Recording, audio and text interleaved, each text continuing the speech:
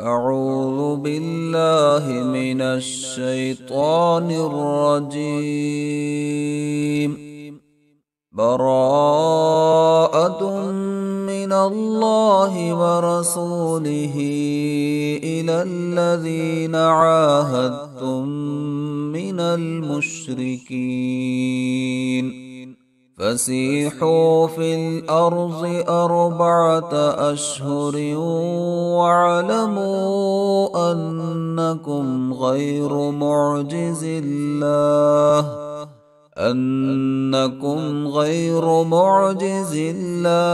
وأن الله مخزي الكافرين.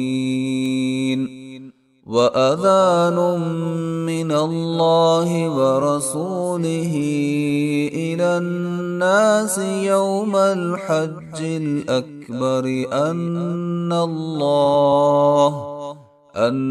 الله بريء من المشركين ورسوله فإن تبتم فهو خير لكم وإن توليتم فاعلموا أنكم غير معجز الله وبشر الذين كفروا بعذاب أليم.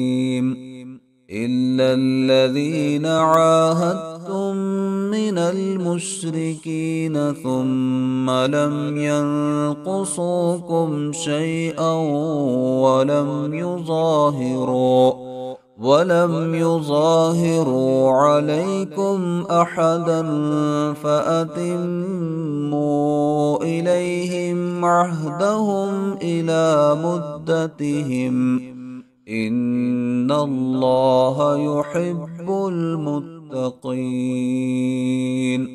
فإذا انسلخ الأشهر الحرم فاقتلوا المشركين حيث وجدتموهم وخذوهم واحصروهم واقعدوا لهم كل مرصد فإن تابوا وأقاموا الصلاة وآتوا الزكاة فخلوا سبيلهم إن الله غفور رحيم. وإن أحد من المشركين استجارك فأجره حتى يسمع كلام الله ثم أبلغه مأمنه ذلك بأنهم قوم لا يعلمون.